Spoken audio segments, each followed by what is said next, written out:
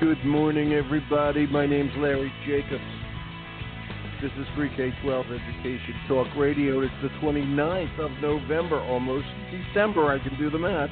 Okay, 2023. And thank you for being with us today, or perhaps on the archives, and everything we do here and everything our American Consortium for Equity in Education does is over at ace-ed.org, ace-ed.org. Our magazine, our Excellence in Equity Awards, and all the podcasts, and everything's free for all educators, etc. So please go over and check it out, ace-ed.org. And today I've got a very interesting show. We're going to start it quickly today because I've got Dr.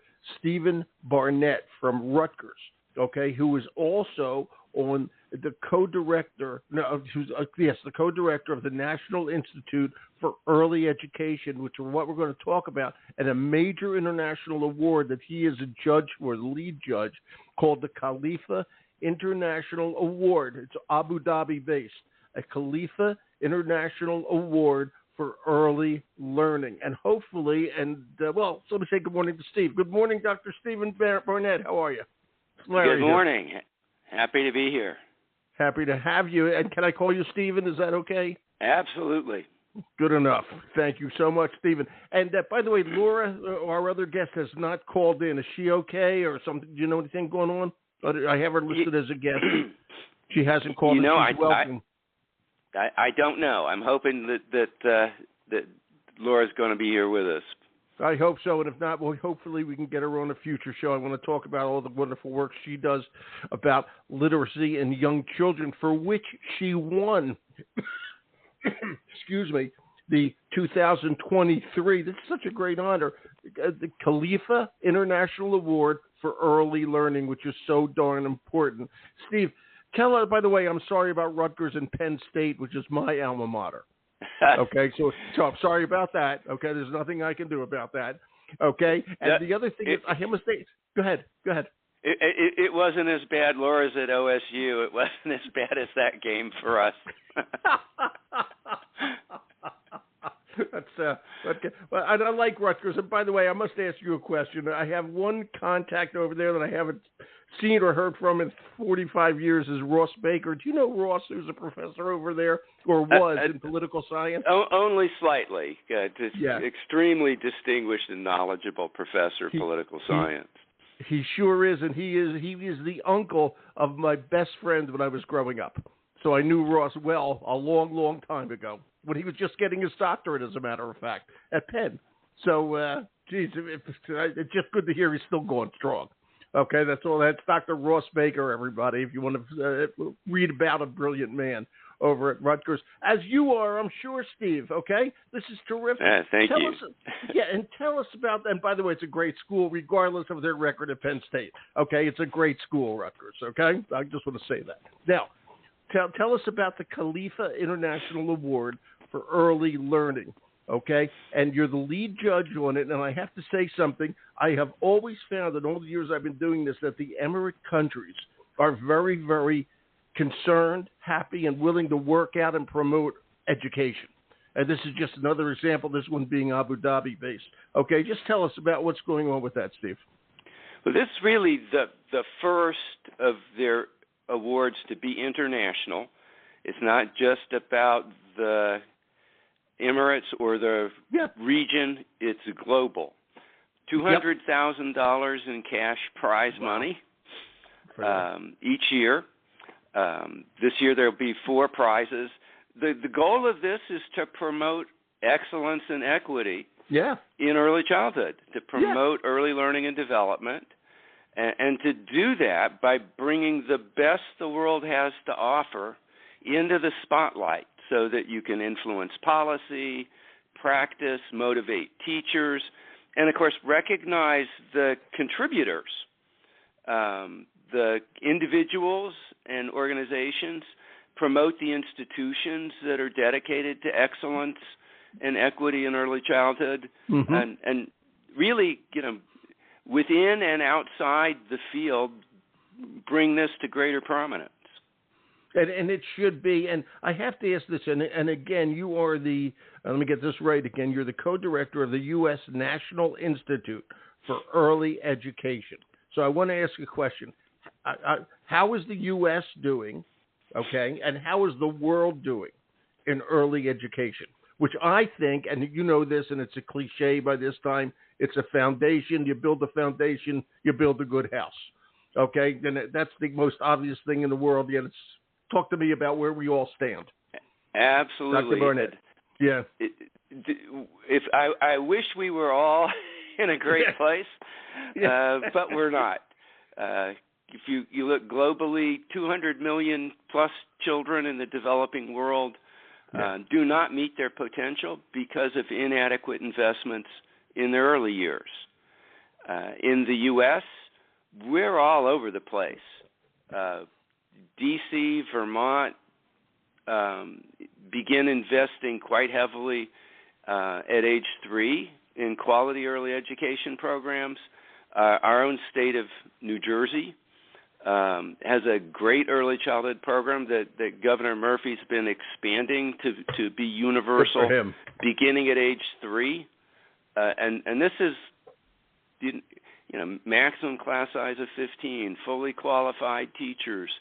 It's another challenge. Everything you'd want to see. There are other states that do nothing. So, like everything else in the United States, we're everywhere from the worst to the best. 50 countries, if I do say so myself. Okay, and each state doing the thing. What about worldwide? By the way, Laura just joined us. Good morning, Dr. Justice. It's Larry Jacobs here. Good morning. I apologize. I was on a Google Meet instead of the phone. Here I am. Not to draw this too much, but you had a bad weekend against Michigan over at Ohio State. I understand. It's no problem. We'll get you back on track. There you go. She's at Ohio. I thought. Yeah.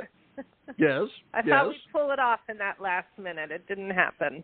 And so did 150,000 other people, but they didn't. Okay, and I apologize. I apologize for that. I'm sorry about that. We welcome you back to the world. Stephen, say hello to Laura. Say good morning, Laura. Morning, Laura. Good morning, Steve. As you can tell, we varied a little bit from the early childhood script. Yeah, well, that's all right. But probably a good time to mention that Laura and I both leading a new Big Ten Early Childhood Alliance, which includes Penn State.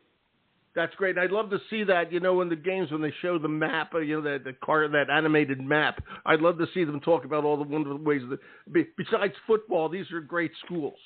Okay, and it's great to see that there's a coalition being formed to make this happen. And I'll tell you, we were just talking, Laura, about this is Professor Laura Justice, everybody, from Ohio State. She is director of the Crane Center for Early Childhood Research and Policy. And she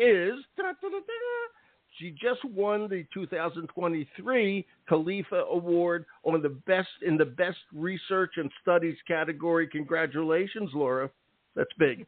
Thank you. Thank you so much. It's a big deal. Did you go to the Emirates to get your award, or how'd that work? Yes, I did, actually. Steve was there as well. We went over for about a week. There was a fantastic award ceremony, a lunch at the Palace, and I also got to ride the world's fastest roller coaster at Ferrari World. There you go. They keep outdoing themselves, I have to tell you. And by the way, I have to ask this, okay? It's the KHALIFA Award, and I'm not sure this. Is KHALIFA the name of the family who rules Abu Dhabi? What does the word Khalifa come from? And I'll ask Laura if you know. Yeah, Laura? I think Steve can flesh out my response, Steve. But I believe that the Khalifa family are more or less the leaders of the UAE, right, Steve? Correct. It's named after the former king, and it is presided over by the current vice president of the UAE. Right. They are, as I said before, they're amazing countries in terms of what they do and what they recognize and how they work. They're small, they're big, they're rich. They do good things. Okay, that's all. And you can see, if I may, their friends at Qatar, in the nation of Qatar, working now for during the Hamas-Israeli war. Okay, and this is the Emirates really keep shining through. Is all I can say. Okay, and I see that in education all the time. So again, Laura, congratulations. What did you win for? And you're an expert in. I love this, enhancing print knowledge and literacy in young children. Just tell everybody what you won for. Dr. Just. Yes, thank you. So the award was for a 25-year program of research where myself and colleagues have okay, so you started this when you were 5 years old. That's a prodigy. I did. Congratulations. Yeah, 25. Yeah, okay, absolutely. Yes, thank you. So we've been doing work for quite a while on identifying how to prevent reading difficulties in children by introducing interventions when they're very young in the preschool period that improve their knowledge about print, when kids are 3, 4, 5 years of age. And by helping children learn about print early, it can have long-term positive effects on their reading. To say the least, and we know about book deserts that occur, and some houses don't have any books or reading in it. It's really something we have to do. What's the answer, Laura? How do we get books in their hands, words in their hands? Yeah, I think one initiative that I really admire is Dolly Parton's Imagination Library. Have you heard of that? Oh, yeah. Yeah, she's going to heaven. She's going to heaven, believe me. Oh, she is. She's America's treasure. So she is. I think Ohio has the largest, most successful imagination library, and families sign up and they get a book a month delivered to their home from 0 to age 5. So that's just an absolutely phenomenal success. And I hope every person listening in can look into Imagination Library and be sure that it's in their state. Yeah, and she is an amazing woman, and what she has accomplished in her life is amazing. Laura, what happens if that doesn't happen? Okay, and when kids do not see books, when kids do not see words, what happens negatively in that regard? People have to understand this. Yeah, so the real pivotal point is kindergarten. Kids come into kindergarten, and if they don't have well-developed knowledge of print as well as other important skills like self-regulation, numeracy, they come to kindergarten behind from the start.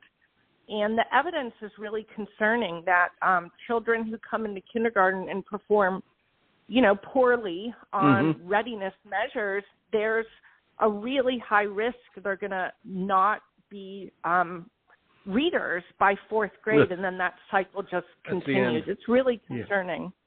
It's extremely concerning, without a doubt. It's extremely concerning. Okay, and I love the work you're doing on it. I have to ask you both, since you're both at the college level in early education. I'll go back to Steve on this one, then I'm going to ask Laura. How are we doing in finding teachers to teach early education, or are we looking at alternative ways to get to them besides an actual human? Steve, because you know as well as I do, unfortunately and stupidly, it's the lowest paid part of the profession. Okay, right. And B, we don't have enough of that. We don't have enough for obvious reasons. Not just the lowest paid. Yeah, go ahead. I was looking the other day. Out of 248 college majors, early childhood is the worst paid. It's the very last. Wow. That's just amazing, right? Wow. And that's one of the reasons this award is so important. It's saying, God. We need to bring global attention to this. Should not be the last place we put our money out of 248 different fields. Yeah. And so when we have teacher shortages in early childhood, I'm an economist, right? This is not rocket science. Yeah. It's like if this is the thing you pay the least for, then this is where you're going to have shortages. Yeah. So what's the answer? It's better. The first answer is better pay. And until we compensate early childhood teachers better, we're not going to solve the shortage problem, and we're not going to have students in our programs, because why would they invest the kind of money it takes to go to college these days? That's right. Right? Yeah. So all that said, Laura, do you agree with all that, or do you want to say something more on that one? Yep. The teacher shortage, 100%. et cetera, retention. Yep. Yeah. 100%. And I think COVID really decimated the field. People, especially at least in Ohio, early childhood programs stayed open. And teachers were on the front line. They had little kids in the classroom who couldn't wear masks, and K-12 teachers got to work virtually. So we lost a lot of early educators. We're not bringing them back. One of the things we're working on in Ohio that might help is, a lot of funding for early education programs comes from federal block grants. Absolutely. And so in Ohio, they're going to increase the subsidy rate in February and again in July, and so there'll be more money flowing into programs. And Steve might be able to comment on this, is, if programs get more money, is that going to turn into higher wages, which might bring more people into the field and stabilize the profession? We don't know. If there are people to bring into the field, that's the other problem with education. Even at best, the whole story. I mean, a kid goes to college, they can start with a $70,000 job or a $30,000 job. Yeah. Which one would you do? It's the same. And which brings me up. I'm just going to ask before we get back to the awards, okay? And I'll stay with you, Laura. With a teacher shortage, but with all the technology available in education and just in everything these days, okay, is anybody looking at some kind, I know this is a nutty question, some kind of alternative to actually having a physical person in the room for low pay? It's really a strange question. But what are we looking at? Because things have to change out there. And by the way, that's pre-K-12, okay? But we're talking about pre-K here, early education, okay? Is there any? What are you as professors thinking about here? Since there's a lack of people. I don't think it's a nutty question at all. I think there's absolutely a role for technology to play in a classroom. We're doing a lot in that realm. We're equipping early education classrooms with sensing systems, where kids wear Bluetooth beacons and activated recorders so we can learn more about what they're experiencing and what drives development. But I want to go back to an earlier point and, go ahead. No, you go. You go. Yeah, go ahead. I was just going to say the thing about early educators is we cannot underestimate the passion that so many people have towards working with young children. And I always experience this when I go and get my hair done, and I say, "What makes you want to do hair?" And they say, I have had passion to do this since I was a young child." And you see the same thing in the teaching field. There are so many people who absolutely are driven to work with young children. And so what we need to do is just honor that passion and the importance of this work as a nation, as a world. Yeah. Yes. And right now, we're honoring it by giving it the lowest pay in the system. That's the challenge. It's the most important years. It really is. And we honor it by not paying it properly. Steve, what are your thoughts on the future? The future without teachers. I don't know what they say. We got to do something here. I don't know. I think you put the two together. There is that passion. Early childhood is a calling for many people. And we just need to make that more practical, and part of that is compensation. Part of that is innovative, creative ways to provide the preparation in higher education. Lots of folks are working on that. There is a role of technology to support teachers. There's so much that's being done around the world to use technology.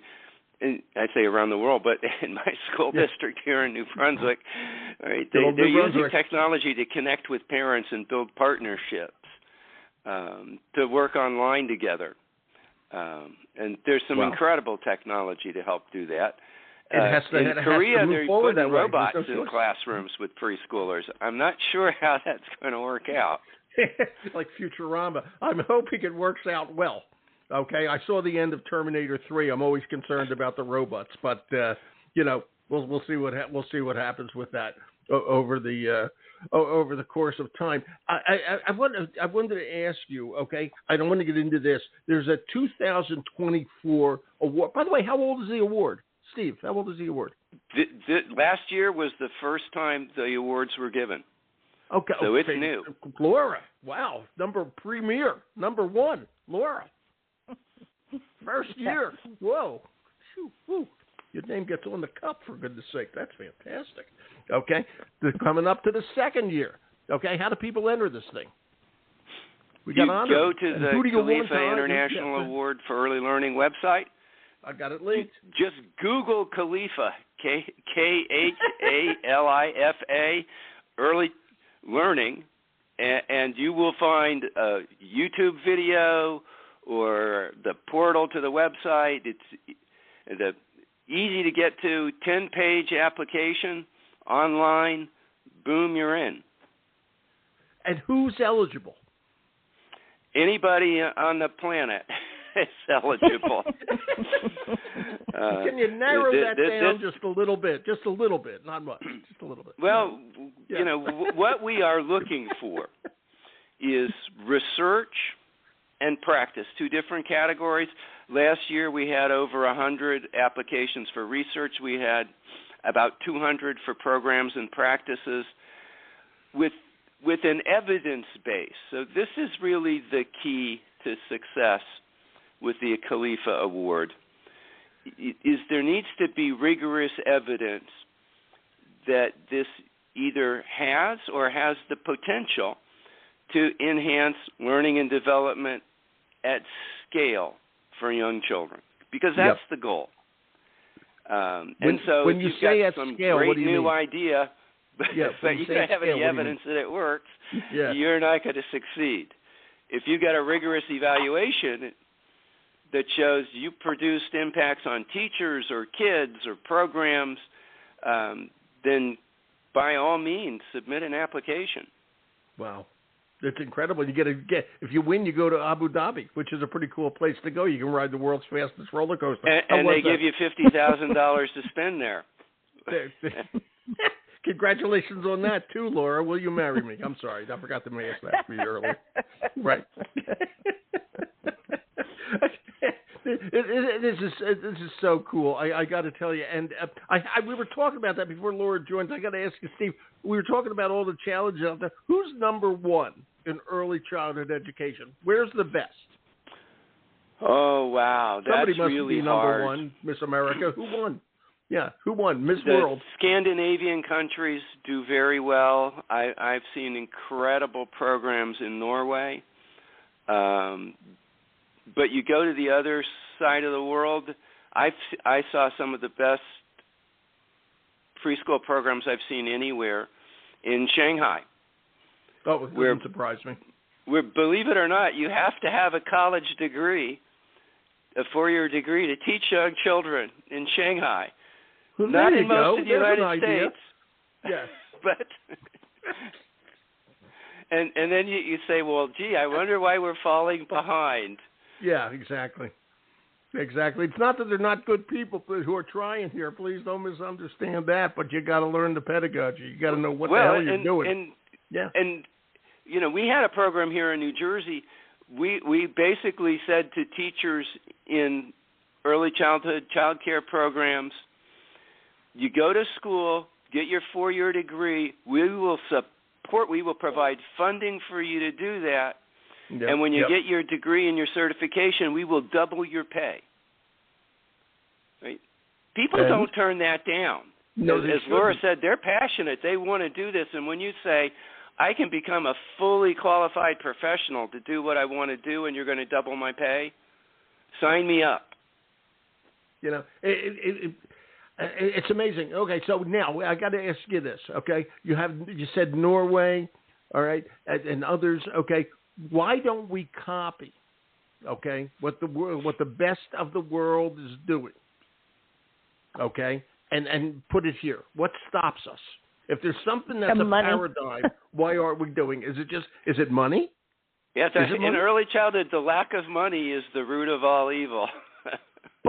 But you just said a state like New Jersey was going to pay you back and double your salary. That's money. And that's interesting. There's a set of states now: New Jersey, Illinois, California, New Mexico, Hawaii. Wow.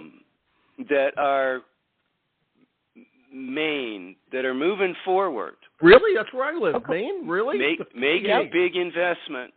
Wow. Oklahoma, right, Steve? Oklahoma is a new one? So there's a set of other states. Oklahoma and West Virginia have been doing this for 20-something years. Yeah. When we first did our national report on how are states doing over 20 years ago, and Oklahoma was number one, they were shocked. The response in Oklahoma was, well, really? We just thought everybody else was already doing this. We didn't know we were first. Right. The stupid joy of having 50 different non-communicating education departments. There you have it. Okay? There you have it in a nutshell. Okay? Everybody's reinventing the wheel, and the wheel already exists. Yep. So we don't need to go to Norway to copy the best. We could do that right here in the U.S. of A. We can do it, and we should do it. And here's another question. You know, people are always looking to school districts to start a pre-K program.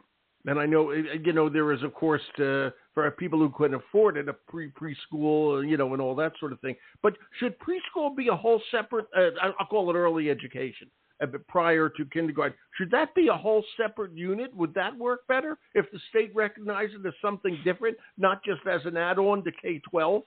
And that's what I think they see it as, is an add-on to K-12. And it's not. What? It's you know? I think in a lot of states, like Ohio, we do actually have two very distinct sectors. So we have a 0 to 5 program administered by Jobs and Family Services, which is very, very large. That's center and family-based early ed programs. And then we have district-supported programs, and they don't really talk to each other, and they don't look alike. Exactly. Yeah, is that ridiculous? Mm-hmm. Yeah, and they absolutely need to talk to each other. But this problem of you don't want to be the stepchild that's neglected. Yeah, exactly. Right?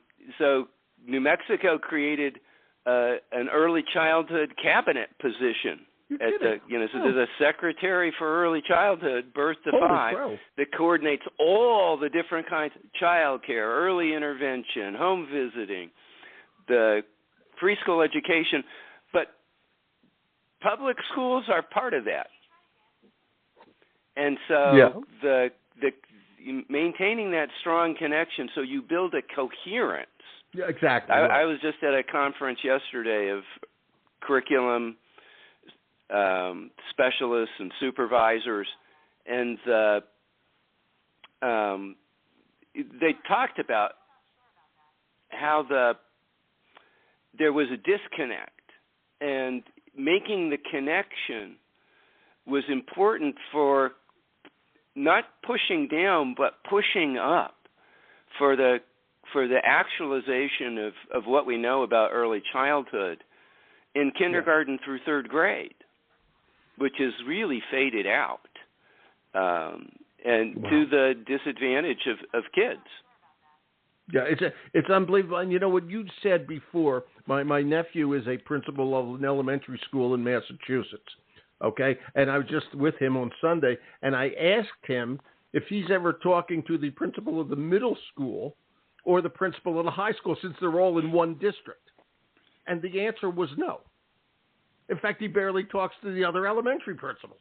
And he said this is the same for all the principals. And I'm thinking, you talk about a spectrum. The groups have to connect. School districts can't even get their own schools to connect. Okay, everybody's in a silo, and that's a management problem. That's a huge management error. Okay, a huge administrative error. And it's the same thing with early ed. It separates itself. Okay, we talk about an early ed program. No, it's a pre-K through 12 system that we have to manage equally. All right? You know, everybody always thinks high school is the most important thing because that's the last thing you remember. Okay? But it's not. It's the beginning, not the end, that's more important, or at least equally important. Right, Laura? 100%. Thanks, pal. And in fact, how a child or adolescent is performing in high school is highly related to how well they do in the early years. Long pattern of continuity there. And I have a funny question for both of you, okay? I started school in the 1950s. I don't believe there was any such thing as preschool, okay? And we started in kindergarten. I could not read, okay, or anything like that. I could barely play with clay, okay? When did the move start, historically, to correct that and bring early education, at least talking about it and making it happen? Laura, do you have any idea of the history of that? When in the 50s, it wasn't there. It wasn't there. Yep. Steve, what's the origins with Head Start? Head Start is 1965. And that's when we started to think about preschool. Well, there's work, actually go back to the 1930s. Wow. In the Midwest, what was called the Iowa Child Welfare Centers. Welfare meant well-being of children, not not social services programs.